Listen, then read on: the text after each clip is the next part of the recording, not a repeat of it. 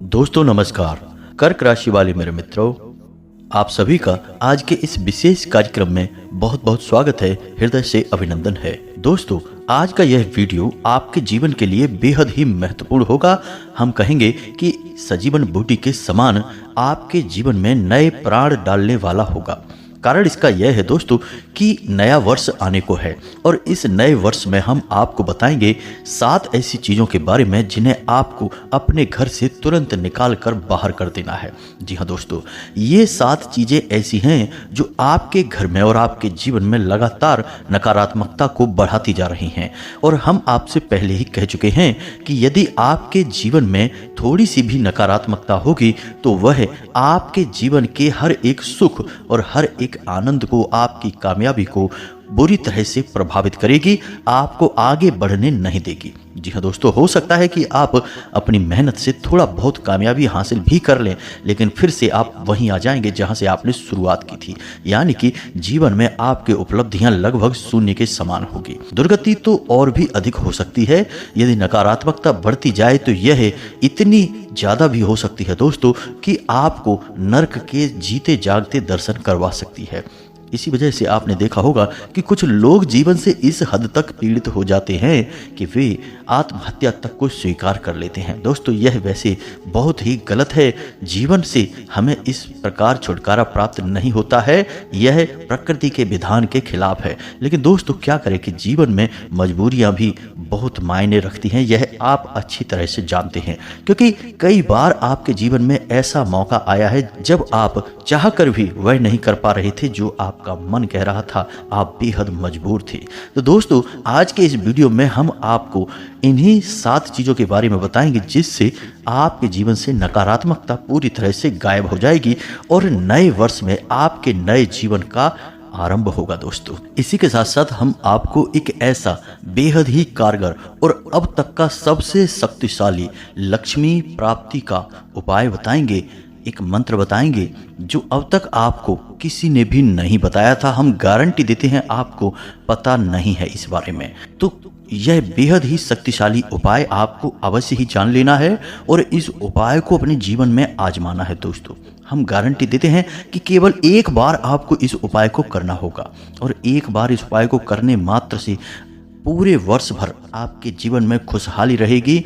लगातार चारों दिशाओं से आपके घर में, आपके जीवन में धन लक्ष्मी का आगमन होगा। तो कौन सी हैं वो 7 चीजें जिन्हें आपको अपने घर से अवश्य ही निकाल कर बाहर फेंक देना है इस नए वर्ष में, ताकि पूरा साल आपका बिल्कुल ही स्वर्ग के समान बीते। इन सब बातों को जानने के लिए चलिए आज के इस वीडियो को प्रारंभ करते हैं। लेकिन इससे पहले आपसे एक निवेदन है कि बेहद ही भक्ति भाव के साथ संपूर्ण भावनाओं को माता के लिए समर्पित करते हुए जय माँ भद्रकाली कमेंट में लिखना। जय माँ भद्रकाली, कृपा करो, एक बार नहीं 3 बार लिखना। माता की पूरी कृपा आपको प्राप्त होगी और आपका जीवन स्वर्ग के समान सुंदर हो जाएगा। साथ ही साथ दोस्तों, यदि आप चैनल पर पहली बार आए हैं तो चैनल को सब्सक्राइब करके बगल में जो घंटी का निशान है उसे अवश्य ही दबा दें। इससे हमारा बहुत अधिक मनोबल बढ़ता है दोस्तों, और हम आपके लिए ऐसे ही एक से एक ज्ञान के नगीने चुन चुन कर लाते रहेंगे। तो सबसे पहले बात करते हैं इस बीते हुए वर्ष की, जिसने आपके जीवन में थोड़ा बहुत तो सुधार लेकर आया है।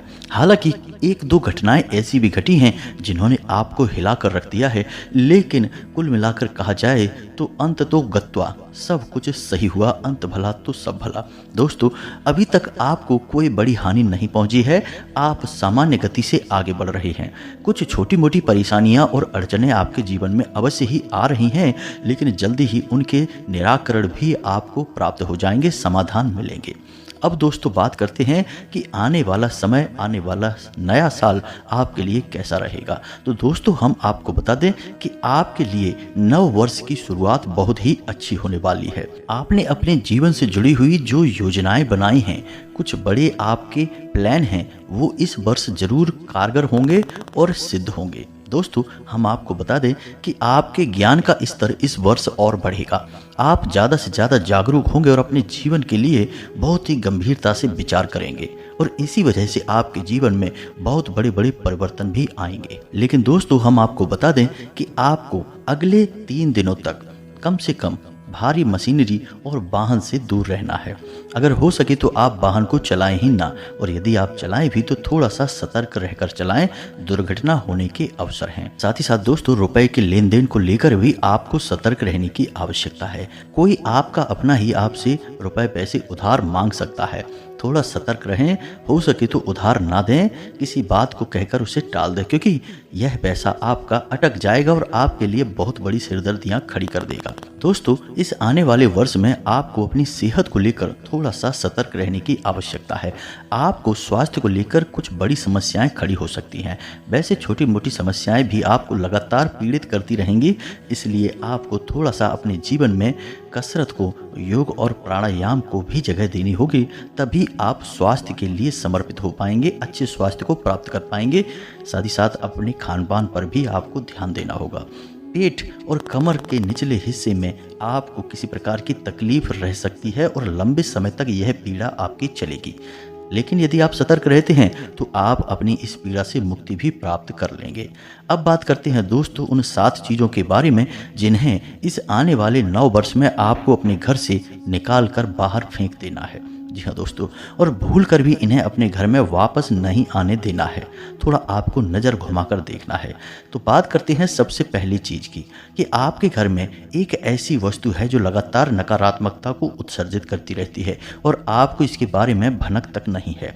जी हाँ दोस्तों, वह चीज़ है कोई खंडित मूर्ति या फिर तस्वीर। जी हाँ दोस्तों, हम भगवान की फ़ोटो और मूर्तियाँ अपने घर में लाकर लगा तो लेते हैं, लेकिन कभी कभी हम उनकी तरफ गौर से देखना ही भूल जाते हैं, और यह हमारी बहुत बड़ी गलती होती है, क्योंकि समय गुजरते गुजरते फ़ोटो या फिर मूर्ति थोड़ी बहुत खंडित हो जाती है। जी हाँ दोस्तों, और हमें इसके बारे में पता भी नहीं चलता है। अब हम उस मूर्ति की और फोटो की पूजा भी करते जा रहे हैं, और लगातार पूजा करने से वह मूर्ति लगातार नकारात्मक ऊर्जा को आकर्षित कर रही है और आपके घर में परेशानियां बढ़ती जा रही हैं। अब आप जिस मनोकामना को लेकर पूजा पाठ करते हैं, जो भी आप अपनी इच्छा पूरी करना चाहते हैं, अक्सर होता उसका उल्टा है। आपने सोचा कि आपका यह काम बन जाए, लेकिन बनने के बजाय उस काम में बाधाएं उत्पन्न होने लगती हैं। आपके बने हुए काम बिगड़ने लगते हैं और आपके जीवन में लगातार परेशानियां बनी रहती हैं। पारिवारिक माहौल भी आपका दूषित रहता है, एक दूसरे से झगड़ा होता रहता है, नकारात्मकता लगातार बढ़ती जा रही है। दोस्तों, आपको जानकर आश्चर्य होगा कि यह केवल और केवल एक ही वजह से होता है कि हमने अपने घर में, पूजा घर में एक ऐसी मूर्ति रख रखी है जो खंडित है, या फिर कोई ऐसी भगवान की तस्वीर जो कि खंडित है। अब दोस्तों, यहाँ पर एक गलती और भी कर देते हैं लोग कि भगवान की मूर्ति या फोटो को सजावटी सामान के तौर पर प्रयोग करने लगते हैं। यह तो और भी भयंकर गलती है। दोस्तों, भगवान की मूर्ति और फोटो पूजा करने के लिए होती है, दिव्य होती है, और दिव्य शक्ति से जुड़ी हुई वस्तुओं को हम सजावटी सामान के तौर पर प्रयोग नहीं कर सकते। यह दिव्य शक्ति का अपमान होता है दोस्तों। तो अब आप समझिए कि आपने भगवान गणेश की मूर्ति को सजावटी सामान के तौर पर रख रखा है। तो अब आप समझिए कि जिन्हें हम सजावटी सामान के तौर पर प्रयोग करते हैं, उन वस्तुओं का हम सही तरीके से ख्याल नहीं रख सकते हैं। पूरे विधि विधान से उनका पूजन अर्चन नहीं हो पाता है और उनमें नकारात्मकता आ जाती है। तो यदि आपने गणेश जी की मूर्ति रख रखी है तो आपके बने हुए काम बिगड़ेंगे। माता लक्ष्मी की मूर्ति या फोटो रख रखी है सजावटी सामान के तौर पर, तो आपका धन से जुड़ा हुआ काम बार बार अटकेगा। आपके रुपए पैसे हर जगह फंस जाएंगे। आपके घर में लक्ष्मी नहीं आएगी, इसके स्थान पर अलक्ष्मी आपके घर में प्रवेश कर जाएगी, जिसे हम दरिद्रता भी कहते हैं। जी हाँ दोस्तों, इसी प्रकार यदि आपने भगवान भोलेनाथ की मूर्ति या फोटो सजावटी सामान के तौर पर घर में इधर उधर लगा रखी है, तो आपके घर परिवार में लगातार क्लेश बना रहेगा। पति पत्नी के बीच लगातार विवाद, संघर्ष और झगड़े होते रहेंगे। इसी प्रकार यदि आपने भगवान श्री कृष्ण की बाल रूप में कोई फोटो या तस्वीर इधर उधर घर में सजावटी सामान के तौर पर लगा रखी है, तो आपके घर के बच्चे बिगड़ जाएंगे। वो बड़ों की नहीं सुनेंगे और उनका पढ़ाई लिखाई में या किसी भी अच्छे कार्य में मन नहीं लगेगा। जी हाँ दोस्तों, तो इन सब बातों का आपको विशेष ख्याल रखना होगा। कोई भी भगवान की फोटो या मूर्ति सजावटी सामान के तौर पर प्रयोग ना करें। हाँ, एक काम आप कर सकते हैं कि भगवान से जुड़ी हुई वस्तुओं को आप सजावटी सामान के तौर पर प्रयोग कर सकते हैं। जैसे कि हम आपको बताएं कि भगवान श्री कृष्ण के स्थान पर आप मुरली की फोटो लगा सकते हैं, मोर पंख की फोटो लगा सकते हैं। इसी प्रकार से भगवान भोलेनाथ की मूर्ति या फोटो के स्थान पर आप त्रिशूल की फोटो लगा सकते हैं और माता लक्ष्मी की फोटो सजावटी सामान के तौर पर लगाने के स्थान पर आप धन का घड़ा या फिर कमल के फूल की फोटो लगा सकते हैं। तो इस बात का आपको ख्याल रखना है दोस्तों। और एक सबसे बड़ी बात कि यदि आपने गौर करके देखा और आपके पूजा घर में कोई फोटो या मूर्ति ऐसी है जो खंडित हो चुकी है, तो आपको क्या करना है, उसे आप ससम्मान उठाएं दोस्तों और एक थैले में भर कर रख दें। और जब भी आप घर से बाहर निकलें किसी ऐसे स्थान पर जहां आपको नदी मिले तो उसे बहते हुए जल में प्रवाहित कर दें। यह सर्वश्रेष्ठ तरीका होता है दोस्तों। अब यदि आपको कोई ऐसा स्थान नहीं मिलता है या आपको समय लग रहा है तो आप किसी पीपल के वृक्ष के नीचे एक छोटा सा गड्ढा खोदकर उसमें भी उन्हें दबा सकते हैं। यह दूसरा सर्वोत्तम स्थान होता है। किसी तालाब या रुके हुए जल में आप विसर्जित ना करें, यह दिव्य शक्तियों का अपमान होता है। किसी कुएं में भी आप डाल सकते हैं, लेकिन उस कुएं में पानी होना चाहिए दोस्तों, सूखे कुएं में नहीं डालना है। बस इन्हीं स्थानों पर आप इन मूर्ति और फोटो को विसर्जित करें, इधर उधर ना फेंकें, अन्यथा और बड़ी गलती आप कर बैठेंगे। अब बात करते हैं दूसरी वस्तु की। तो दोस्तों आपको देखना है कि आपके घर में किसी प्रकार का कोई भी इलेक्ट्रॉनिक सामान यानी बिजली से जुड़ा हुआ सामान खराब तो नहीं पड़ा है। जी हाँ दोस्तों, कोई ऐसा उपकरण जो खराब है और आपके घर में यहाँ वहाँ पड़ा हुआ है, आपको गौर करके देखना है, नज़र अच्छी तरह से घुमा कर देखनी है। कोई भी वस्तु यदि आपके घर में बिजली से जुड़ी हुई है और वह खराब है तो आप जल्दी से जल्दी उसे रिपेयर कराएं। और यदि वह रिपेयर नहीं हो सकती है तो उसे आप अपने घर से निकाल कर कहीं भी बेच सकते हैं, फेंक सकते हैं, कबाड़ी वाले को दे सकते हैं, जो आपका मन करे वो आप कर सकते हैं, लेकिन आप उसे अपने घर में ना रखें। आपके घर में बेशक आप स्टोरेज के लिए अलग कमरा बनवाए हों, वहाँ पर भी ना रखें और ना ही अपने घर के छत पर, ना ही अपने कमरों में ऊंचे जो टाड़ होते हैं वहाँ पर कहीं पर भी आपको नहीं रखना है। दोस्तों खराब बिजली का सामान हमारे राहु को उत्तेजित करता है और जिस घर में बिजली का सामान खराब अवस्था में पड़ा होता है दोस्तों, उस घर में राहु हमेशा नकारात्मक प्रभाव लेकर आता है और लोगों को लगातार मति भ्रम होते हैं। ऐसे घर में लोग तरह तरह के व्यसन में फंसने लगते हैं, जुआ शराब आदि में रुचि लेने लगते हैं और अच्छे कार्यों से इनकी रुचि समाप्त होने लगती है। जी हाँ दोस्तों, कई प्रकार की अन्य नकारात्मकताएं भी घर में प्रवेश कर जाती हैं। कई बार तो ऐसा भी देखा गया है कि अच्छे भले लोग जो अपने काम से काम रखते थे, वे लोग अपने काम छोड़कर गलत कार्यों में लिप्त हो चुके हैं, गलत संगत में पड़ चुके हैं और जुआ और शराब और वेश्यावृत्ति जैसे कार्यों में पूरी तरह से डूब चुके हैं। उनका घर बर्बाद हो चुका है। दोस्तों आपको राहु के दुष्प्रभावों से बचने के लिए यह कार्य अवश्य करना है, अन्यथा आपका आने वाला नया वर्ष भी पूरी तरह से बर्बाद हो जाएगा। हम लिखकर आपको दे सकते हैं। इसी प्रकार दोस्तों अब आपको बिजली के सामान के साथ साथ देखना है कि घड़ी, जी हाँ दोस्तों, या फिर कोई पुराना कैलेंडर। जी हाँ दोस्तों, पुराना कैलेंडर आपके घर में पड़ा हुआ है, वह आज का जो समय चल रहा है उससे नहीं मिलता है। जी हाँ दोस्तों, पिछली साल का या उससे भी पिछली साल का कोई कैलेंडर पड़ा हुआ है या फिर घड़ी जो रुकी हुई है, जी हाँ दोस्तों, खराब हो चुकी है, टूट फूट चुकी है और आपके घर में कहीं पड़ी है, तो आप उसे तुरंत निकाल कर बाहर फेंक दें। कोई विधान नहीं है कि कहाँ ले जाना है, बस आप उसे निकाल कर बाहर फेंक दें दोस्तों। बिल्कुल भी उसे अपने घर में ना रखें। याद रखें कि समय का सूचक होता है घड़ी और कैलेंडर, दोनों ही। अब आपके घर में यदि कोई पुराना कैलेंडर पड़ा है या फिर कोई रुकी हुई घड़ी पड़ी है तो यह आपके घर में नए अवसरों को आने से रोकेगा। अपॉर्चुनिटी आपके घर में नहीं आएगी, युवाओं की शादी होने में परेशानी आएगी, नौकरी वगैरह लगने में बहुत परेशानी आएगी, नौकरी लगेगी ही नहीं, आप कितना ही प्रयास करेंगे। घर के युवा अक्सर परेशान रहेंगे क्योंकि उन्हें कभी अच्छे अवसर प्राप्त नहीं होंगे, रोजगार के अवसर नहीं मिलेंगे, घर का माहौल भी खराब रहेगा। तो आपको यह कार्य करना है कि इस सामान को आपको निकालकर घर से बाहर फेंक देना है, हर हालत में फेंकना है दोस्तों। इसी के साथ साथ अब बात करते हैं अगली वस्तु की। आपके घर में कोई भी टूटा हुआ शीशा, टूटा हुआ कांच बिल्कुल भी नहीं होना चाहिए।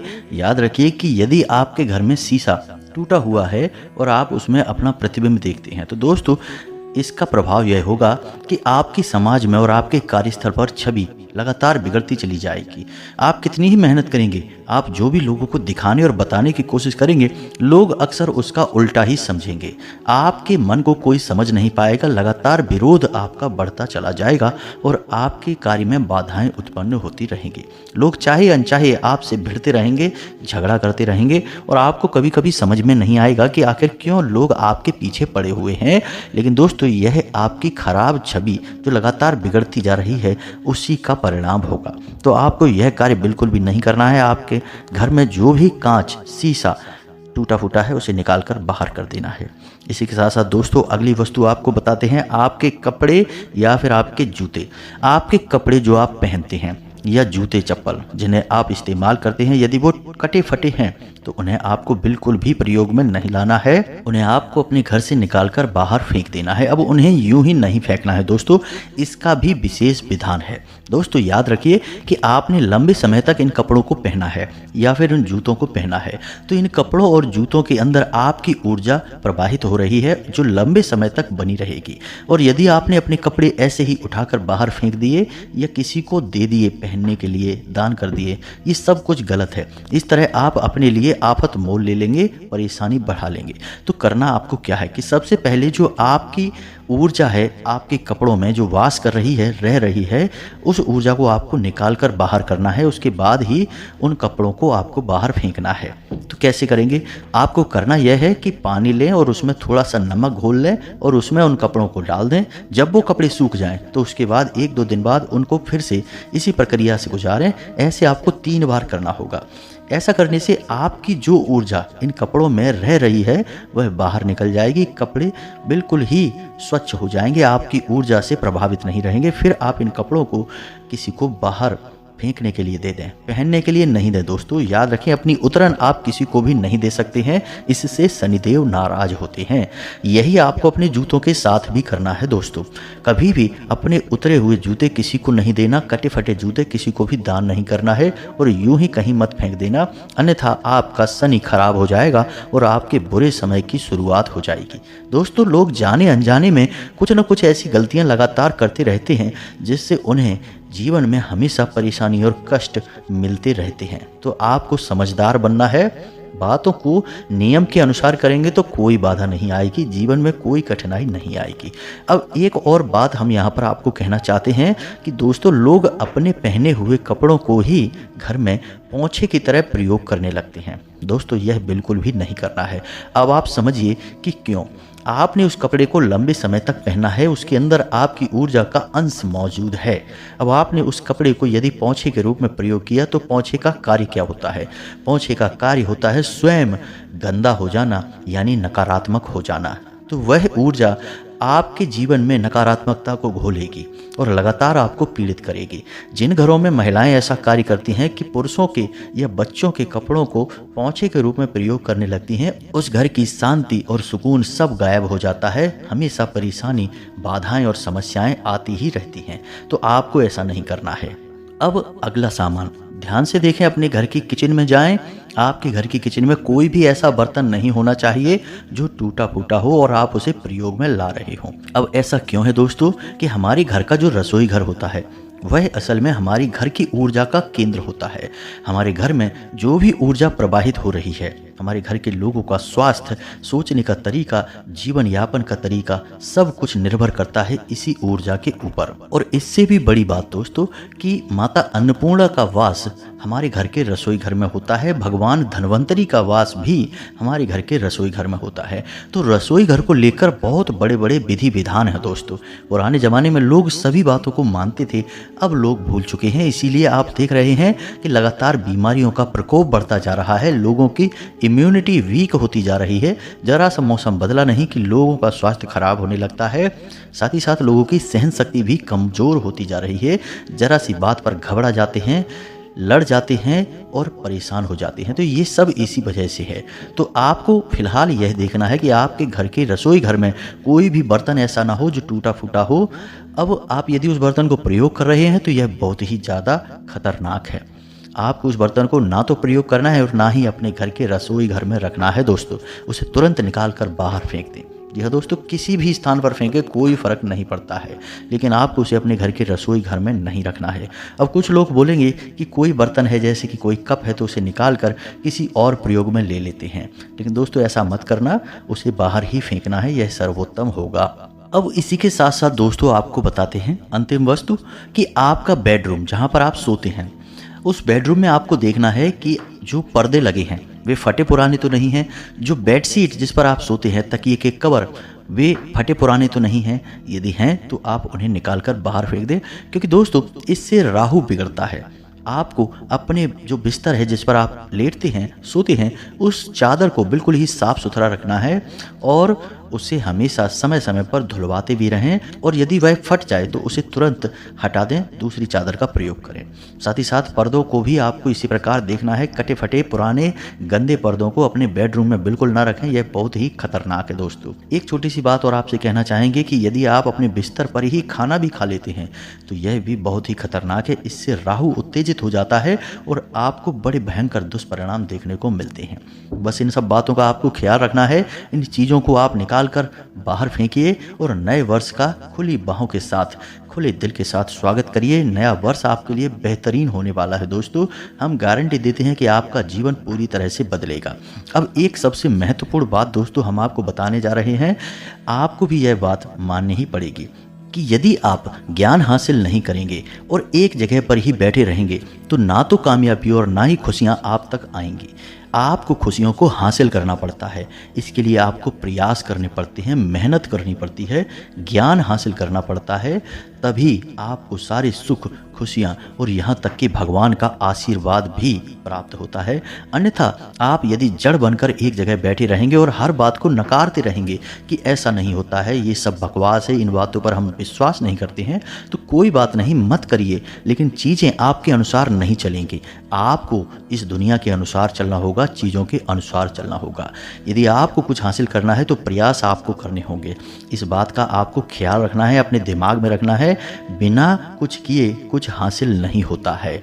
और यदि आपकी आदत है कि बस सब चीज़ों को नकार देना, तो जब तक चाहें तब तक आप नकार सकते हैं, लेकिन एक समय वह आ जाएगा जब आपको ईश्वर की शक्ति का असर महसूस होगा। तो जब तक आप चाहें तब तक आप नकार सकते हैं दोस्तों, इसमें कोई बुराई नहीं है, लेकिन हम आपको बता दें कि एक समय वह आ जाएगा जब आप अपने जीवन के कष्ट सहते सहते थक जाएंगे और ईश्वर की शक्ति के सामने आपको झुकना ही पड़ेगा और प्रयास, उपाय, मंत्र जाप, चालीसा पाठ और नियम संयम का पालन करते हुए आगे बढ़ना पड़ेगा और फिर आपको सब कुछ मिलेगा, कष्टों से मुक्ति मिलेगी। हम आपको इस बात का वादा करते हैं। दोस्तों अब हम आपको बताने जा रहे हैं एक ऐसा महाशक्तिशाली और गुप्त उपाय जिसे लोग हजारों रुपए लेने के बाद बताते हैं। हम आपको ऐसे ही बता रहे हैं क्योंकि हम चाहते हैं कि इस नव वर्ष में आपको वह प्राप्त हो जो अब तक आपको हासिल नहीं हो पाया है और आपका जीवन सफल हो जाए। तो इस उपाय को आपको ध्यान से सुनना है। यह एक मंत्र है और यह एक सावर मंत्र है दोस्तों। इस मंत्र को आपको कैसे बोलना है, कब बोलना है, सब कुछ हम आपको बताएंगे, लेकिन इसके पहले हम आपको कुछ सामग्री बता रहे हैं। इस सामग्री को आपको पहले इकट्ठा कर लेना है, फिर कैसे प्रयोग करना है यह भी हम आपको बताते हैं, तो ध्यान से सुने। सबसे पहले आपको लेना है लाल रंग का एक कपड़ा जो कोरा होना चाहिए दोस्तों, और मुट्ठी भर पीली सरसों लेनी है, 5 सफ़ेद कौड़ियाँ लेनी है और एक कोई भी सिक्का लेना है। चांदी का सिक्का हो तो सर्वोत्तम है, और यदि नहीं चांदी का सिक्का ले सकते तो कोई भी सिक्का लें, लेकिन खोटा नहीं होना चाहिए, चलने वाला सिक्का होना चाहिए। और थोड़ा सा आपको केसर लेना है, जरा सा केसर लेना है बस। अब आपको क्या करना है कि एक पोटली बनानी है और पोटली में इन सब चीज़ों को गांठ बांध कर रख लेना है। शुक्रवार के दिन आपको यह कार्य करना है। शुक्रवार के दिन आपको शाम के समय यानी कि 8 और 9 बजे के बीच एक गाय के घी का दीपक जलाना है और वहाँ पर माता लक्ष्मी की फोटो या तस्वीर या मूर्ति जो भी कुछ हो आपके पास उसे रख लेना है। लाल रंग के पुष्प माता को अर्पित करना है, लाल रंग का ही प्रसाद माता को अर्पित करना है और पूरे भक्ति भाव से माता का पूजन अर्चन करने के बाद में इस मंत्र का 31 बार जाप करना है दोस्तों। मंत्र आपके मोबाइल की स्क्रीन पर भी दिखाई देगा। मंत्र आपको याद कर लेना है। बहुत उत्तम मंत्र है दोस्तों, लेकिन थोड़ा सा लंबा है। हो सकता है कि आपको इसे याद करने में परेशानी हो। आप शुरू में इसे पढ़ पढ़ के भी बोल सकते हैं, याद आसानी से हो जाएगा, हम आपको गारंटी के साथ कहते हैं। तो ध्यान से सुने। मंत्र कुछ इस प्रकार है। ओम नमो धन लक्ष्मी, ओम नमो धन धनाय, लक्ष्मी नमस्तुते।